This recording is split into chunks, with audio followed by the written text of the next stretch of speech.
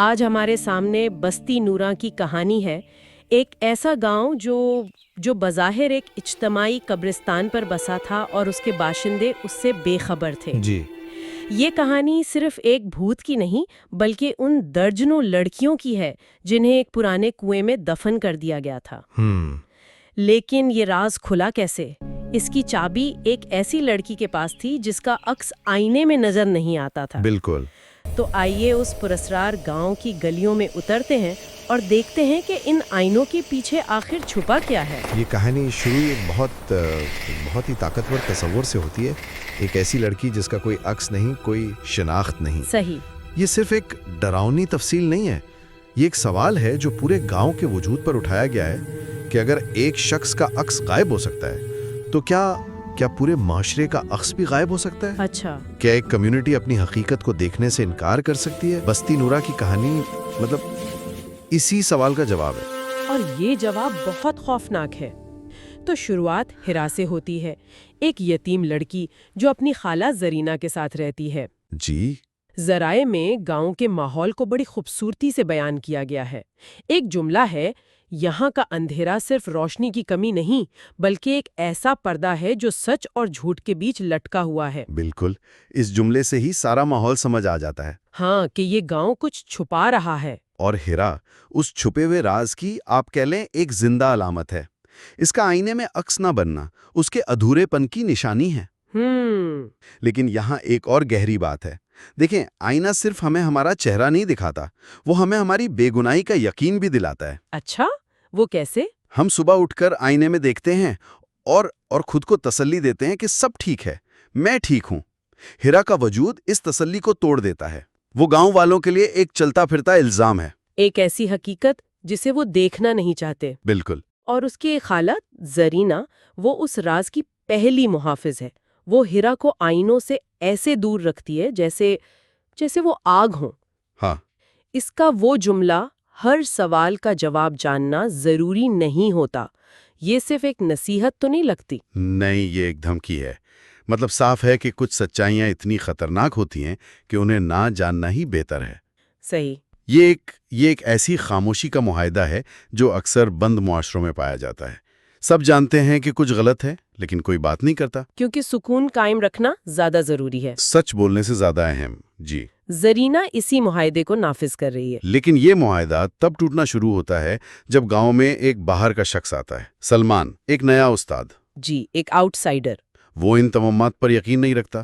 وہ ہیرا سے مذاق میں کہتا ہے کہ آئینے میں دیکھ کر مسکرانے کی پریکٹس کیا کرو۔ ایک بہت ہی معصومانہ جملہ، لیکن یہ اس خاموش معاہدے پر پہلا پتھر ثابت ہوتا ہے اور اس کا اثر فوراً ہوتا ہے۔ اسی رات سلمان کو آئینے میں ایک سایہ نظر آتا ہے اور وہ بیمار پڑ جاتا ہے۔ اور گاؤں کا حکیم اسے کہتا ہے، بستی نوراں کا بخار۔ یعنی یہ کوئی بیماری نہیں، یہ ایک پیغام ہے۔ کیا پیغام؟ پیغام یہ ہے کہ ہمارے رازوں میں جھانکنے کی کوشش مت کرو، ورنہ یہ گاؤں تمہیں بھی نگل لے گا۔ یہ گاؤں کے مدافعتی نظام کا رد عمل ہے۔ اس واقعے سے ہیرا کو ہمت ملتی ہے اور وہ اپنی خالہ سے سچ پوچھتی ہے، اور یہاں جو انکشاف ہوتا ہے وہ کسی کے بھی تصور سے باہر ہے۔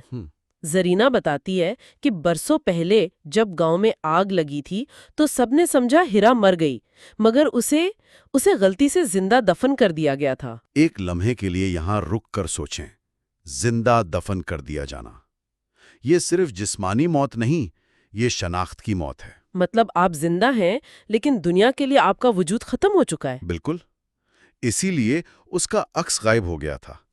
وہ موت اور زندگی کے بیچ ایک ایسی جگہ اٹک گئی تھی جہاں اس کی روح مکمل نہیں تھی۔ زرینہ کہتی ہے، آئینہ صرف مکمل روح کو دکھاتا ہے۔ یہ سنتے ہی ہیرا کی چیخ نکلتی ہے، اور اسی لمحے بستی نورا کے ہر گھر میں ہر آئینہ ایک ساتھ ٹوٹ جاتا ہے۔ جی، یہ منظر بہت اہم ہے۔ کیوں؟ یہ صرف ایک مافوق الفطرت واقعہ نہیں ہے، یہ گاؤں کی اجتماعی خود فریبی کا ٹوٹنا ہے۔ اچھا؟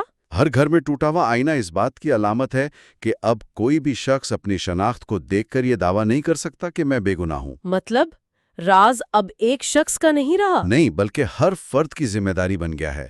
ہر ٹوٹا ہوا شیشہ ان کی خاموش شراکت داری کا ثبوت ہے، اور اسی لمحے ہیرا غائب ہو جاتی ہے۔ ہیرا کے غائب ہونے کے ساتھ ہی گاؤں نے شاید اجتماعی طور پر سکون کا سانس لیا ہوگا، یہ سوچ کر کہ راز بھی اسی کے ساتھ دفن ہو گیا۔ لیکن راز دفن نہیں ہوتے، وہ صرف صحیح وقت کا انتظار کرتے ہیں، اور ایسی کہانیاں کبھی ایک کردار پر ختم نہیں ہوتی۔ یہ روح ادھوری ہے، اسے اپنی کہانی مکمل کرنے کے لیے ایک نئے جسم، ایک نئے آئینے کی ضرورت ہوگی۔ اور وہ نیا آئینہ مریم کی شکل میں ٹھیک 1 سال بعد گاؤں میں قدم رکھتا ہے۔ جی۔ اور اتفاق دیکھیں، وہ ہیرا کے پرانے گھر میں ہی رہنے آتی ہے۔ آتے ہی اسے خواب میں آئینے کے اندر ایک زخمی لڑکی نظر آتی ہے۔ یہاں کہانی ایک نیا رخ لیتی ہے۔ مریم اس بھٹکی ہوئی روح کے لیے ایک نیا ذریعہ، ایک نیا برتن بن جاتی ہے۔ لیکن سب سے دلچسپ رد عمل زرینہ کا ہے۔ ہاں، وہ 1 سال کی خاموشی کے بعد مریم کو دیکھتے ہی کہتی ہے، یہی آنکھیں تھیں ہیرا کی۔ یہ صرف پہچاننا نہیں لگتا، اس میں ایک گہرا خوف بھی شامل ہے۔ بالکل، اسے پتہ چل جاتا ہے کہ جس کہانی کو وہ ختم سمجھ رہی تھی وہ دوبارہ شروع ہو گئی ہے۔ اور اب وہ سچ بتاتی ہے جو اس نے پہلے چھپایا تھا۔ وہ کہتی ہے کہ زندہ دفن ہونے کے بعد ہیرا کی روح 2 حصوں میں بٹ گئی تھی۔ 2 حصوں میں؟ جی، ایک حصہ اس کے جسم کے ساتھ رہا جو ادھورا تھا، اور دوسرا حصہ آئینوں کی دنیا میں قید ہو گیا۔ یہ تو نفسیاتی طور پر بھی بہت گہری بات لگتی ہے۔ بالکل ہے۔ شدید صدمے کے بعد انسان کا ذہن اکثر خود کو بچانے کے لیے شخصیت کو تقسیم کر دیتا ہے، اسے ڈسوسییشن کہتے ہیں۔ اچھا۔ کہانی اسی نفسیاتی حقیقت کو ایک مافوق الفطرت شکل دے رہی ہے، ایک حصہ جو دنیا میں زندہ رہا اور دوسرا جو صدمے کی یاد میں قید ہو گیا۔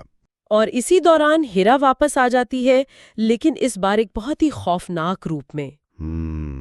اس کے پاؤں زمین پر نہیں ہیں، آنکھیں آئینے کی طرح چمک رہی ہیں، اور وہ کہتی ہے، میں واپس آئی ہوں اپنا باقی حصہ لینے۔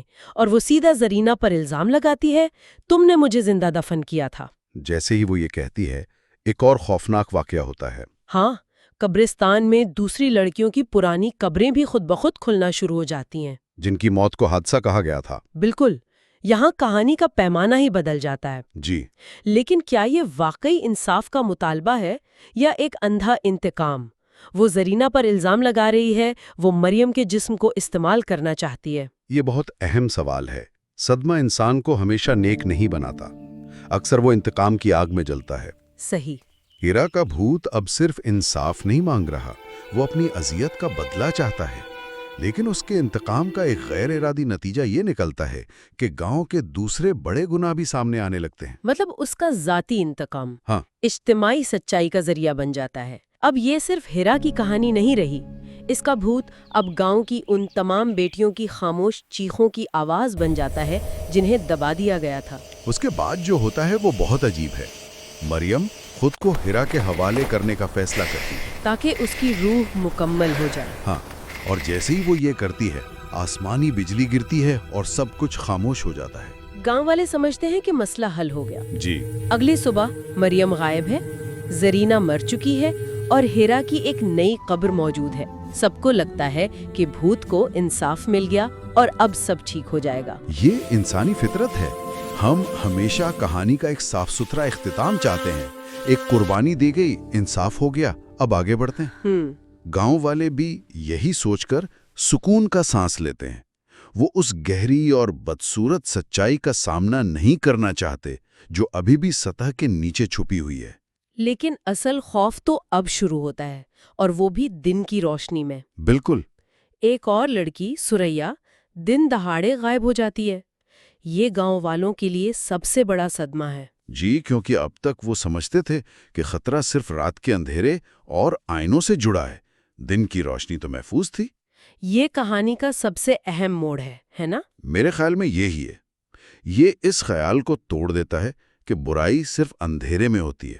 یہاں کہانی ہمیں بتاتی ہے کہ سب سے بڑے ظلم اکثر دن کی روشنی میں سب کی آنکھوں کے سامنے خاموش رضامندی کے ساتھ کیے جاتے ہیں۔ سریا کا دن میں غائب ہونا اس بات کی علامت ہے کہ گاؤں کا اصل مسئلہ کوئی ایک بھوت نہیں، بلکہ گاؤں کا اپنا کردار ہے۔ اور اس کا ثبوت زرینہ کی ڈائری سے ملتا ہے۔ مرنے سے پہلے اس نے ایک ڈائری چھوڑی تھی جس میں بار بار ایک ہی جملہ لکھا تھا، وہ ایک نہیں ہے۔ بند کنویں کا نقشہ ملتا ہے۔ گاؤں والوں کو یاد آتا ہے کہ یہ کنواں سالوں پہلے اس لیے بند کر دیا گیا تھا کیونکہ وہاں بچے گر جاتے تھے۔ ایک ایسی وجہ جسے سب نے آسانی سے قبول کر لیا تھا، لیکن اب اس جملے کا مطلب بالکل مختلف اور خوفناک لگتا ہے۔ جب وہ کنواں کھولتے ہیں تو اندر سے سریا کا کنگن ملتا ہے، اور دن کے وقت ایک چھوٹی لڑکی کے ہنسنے کی آواز آتی ہے اور تب سب پر یہ حقیقت کھلتی ہے کہ ہیرا کا بھوت، اس کا عکس، وہ آئینے، وہ سب صرف ایک علامت تھے، ایک دھوکہ تھا۔ اصل کہانی، اصل قبرستان تو یہ کنواں تھا۔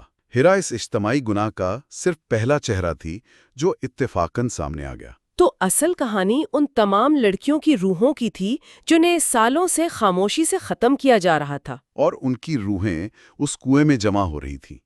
آئینہ صرف ایک دروازہ تھا، اصل ٹھکانہ یہ کنواں تھا۔ یہ انکشاف تو گاؤں کے پورے وجود کو جھنجھوڑ کر رکھ دیتا ہوگا۔ بالکل، وہ جس زمین پر چلتے تھے، جس پانی کو پیتے تھے، وہ سب معصوم لڑکیوں کے خون سے آلودہ تھا۔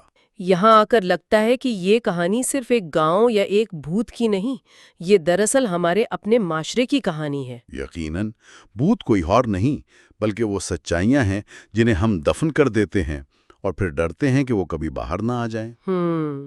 گاؤں کا سکون ان جرائم کو بھلانے اور ان پر خاموشی اختیار کرنے پر قائم تھا۔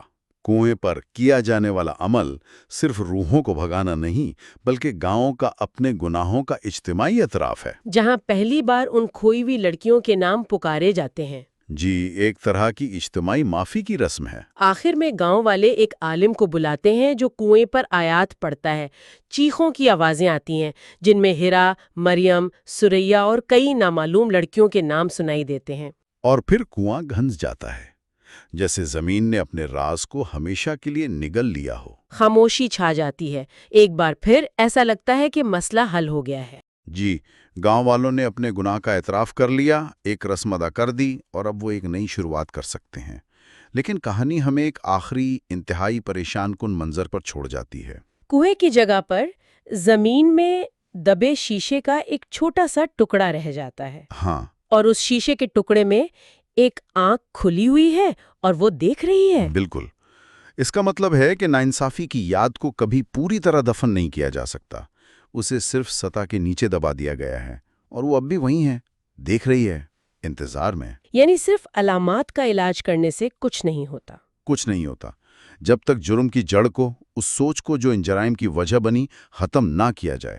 آپ کنویں کو بھر سکتے ہیں لیکن یادداشت کو نہیں مٹا سکتے۔